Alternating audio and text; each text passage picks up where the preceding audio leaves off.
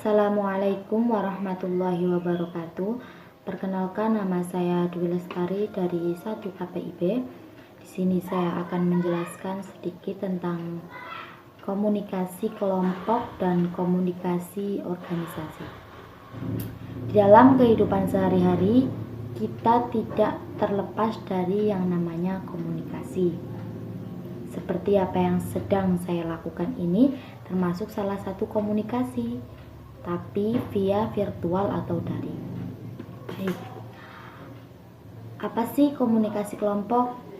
Komunikasi kelompok adalah sekumpulan orang yang berinteraksi satu dengan yang lain yang memiliki tujuan yang sama. Kenapa memiliki tujuan yang sama? Akan terbentuknya sebuah komunikasi kelompok apabila mereka memiliki tujuan yang sama. Seperti contoh, Anda dan teman-teman Anda akan pergi ke Bali. Yang pastinya Anda akan membuat sebuah kelompok di mana isinya adalah orang-orang yang akan ikut pergi ke Bali, seperti membuat grup WA dan lain-lain. Dalam komunikasi kelompok ada beberapa fungsi. Yang pertama adalah hubungan sosial. Hubungan sosial adalah interaksi antara individu yang satu dengan yang lain di dalam kelompok. Seperti contoh tadi, Anda akan pergi ke Bali bersama teman-teman Anda. Pasti di dalam sebuah kelompok tersebut akan membahas apa yang akan kalian lakukan di Bali, tempat-tempat apa aja yang akan dikunjungi. Yang kedua adalah pendidikan.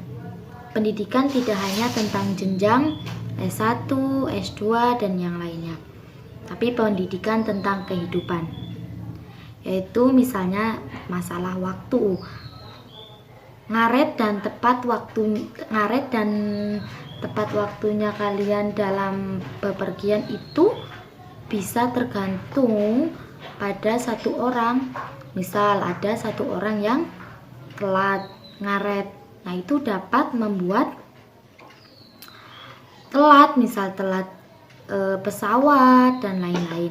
Kemudian adalah masalah. Di dalam komunikasi kelompok pasti akan terjadi yang namanya sebuah masalah. Masalah seperti ketinggalan pesawat dan yang lain. Yang terakhir adalah penyelesaian masalah. Setelah adanya masalah, di dalam satu kelompok tersebut akan mencari sebuah solusi. Solusi apa aja? Solusi untuk memecahkan sebuah masalah. Di dalam penyelesaian masalah ini kita harus saling menghargai pendapat satu dengan pendapat yang lain. Komunikasi organisasi. Komunikasi organisasi adalah komunikasi yang terjadi antar individu satu dengan yang lain di dalam suatu organisasi. Komunikasi ini pada umumnya membahas struktur dan fungsi organisasi, hubungan antara manusia, komunikasi sesama pekerja, dan banyak lagi. Komunikasi ini diberi batasan sebagai arus pesan dalam suatu jaringan yang sifat hubungannya saling bergantung satu dengan yang lain, seperti meliputi horizontal dan vertikal. Vertikal itu contohnya seperti antara atasan dengan bawahan, seperti ketua organisasi dengan sekretaris, atau sekretaris yang memberitahu tentang sesuatu urusan kepada ketua. Intinya itu saling dari atas ke bawah, bawah ke atas.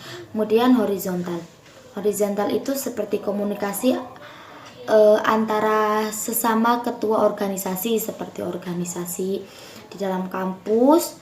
Nah, itu tuh komunikasi antara sesama ketua. Fungsi komunikasi organisasi yang pertama adalah fungsi informatif, yaitu organisasi diartikan sebagai suatu sistem pemrosesan informasi di mana setiap anggota organisasi diharapkan mampu memberi dan menerima informasi dengan baik guna kelancaran dalam menjalankan apa yang menjadi tugasnya. Yang kedua adalah fungsi regulatif, berkaitan dengan peraturan-peraturan dan pedoman yang berlaku dalam suatu organisasi. Yang ketiga adalah fungsi persuasif, yaitu merupakan cara lain dari perintah, di mana kebanyakan pemimpin organisasi lebih memilih menggunakan cara persuasif daripada perintah kepada bawahannya. Kemudian yang keempat adalah fungsi integratif, berkaitan dengan penyediaan saluran yang memungkinkan setiap anggota organisasi untuk dapat melaksanakan tugas dan pengerjaan dengan baik. Sekian dari saya. Terima kasih, semoga bermanfaat. Wassalamualaikum warahmatullahi wabarakatuh.